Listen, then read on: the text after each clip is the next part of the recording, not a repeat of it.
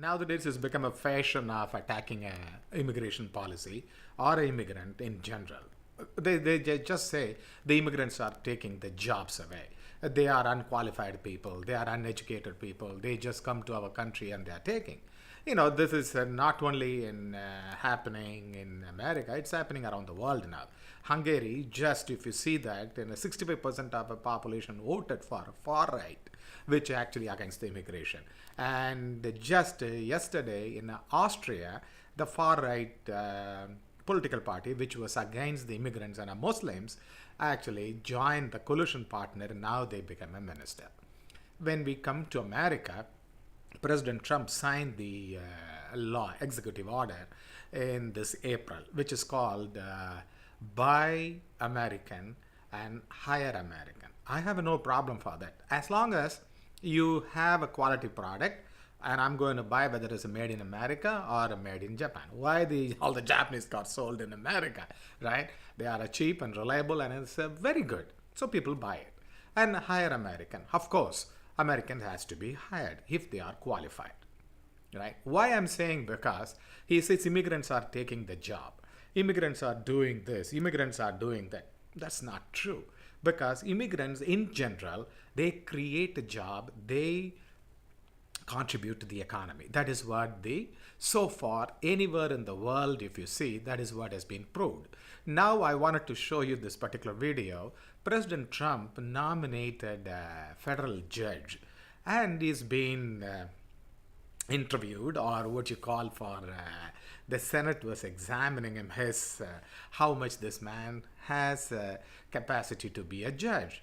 This man, so-called going to be a federal judge, could not answer simple, basic law questions. Thank you, Mr. Chairman. Welcome, gentlemen. Congratulations. You can just raise your hand on this one, if you will, to save a little time. Have any of you not tried a case to verdict in a courtroom? Mr. Petersen? Have you ever tried a jury trial? I have not. Civil? No. Criminal? No. Bench? No. State or federal court? I have not. Okay. Have you ever taken a deposition? I was involved in taking depositions when I was associate at Wiley Ryan when I first came out of law school. But that was. Have you ever? How many depositions? I'd be struggling to remember. Less than 10? Yes, Less than 5? probably somewhere in that range. Have you ever taken a deposition by yourself? I believe no. Okay. Have you ever argued a motion in state court? I have not. Have you ever argued a motion in federal court? No. When's the last time you read the federal rules of civil procedure? The federal rules of civil procedure. In my current position, I obviously don't need to stay as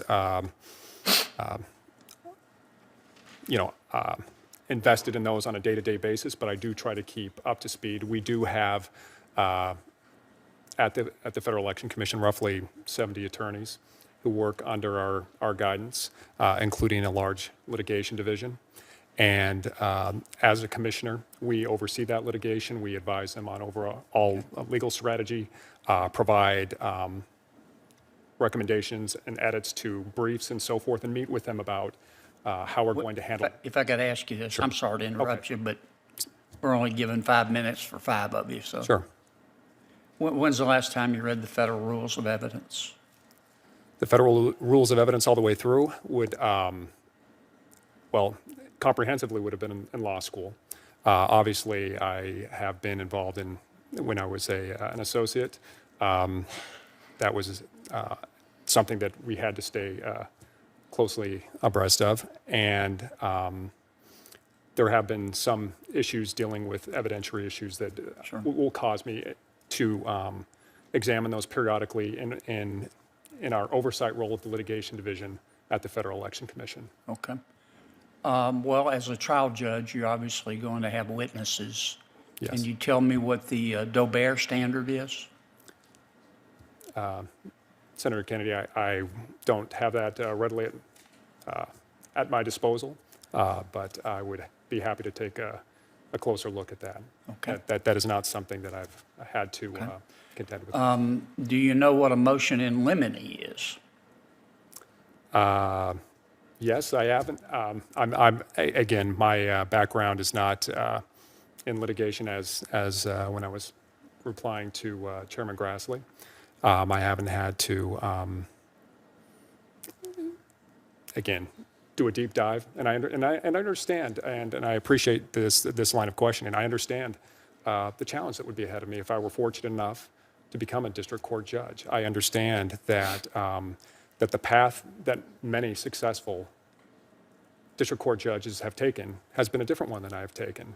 But as I mentioned in my earlier answer, I believe that the path that I have taken to be one who's been in a decision-making role on, I would guess now, somewhere between 1,500 and 2,000 enforcement matters, overseeing, I don't know how many cases in federal court the commission has been a party to during my time. Yes, sir. I've read your resume.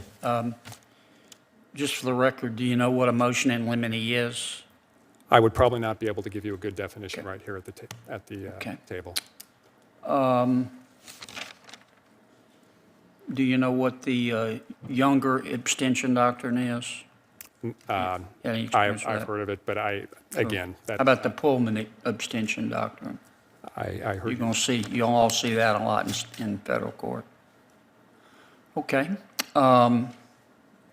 Any of you blog? Okay. No. Any of you ever blogged in support of the Ku Klux Klan? No, Senator. Okay.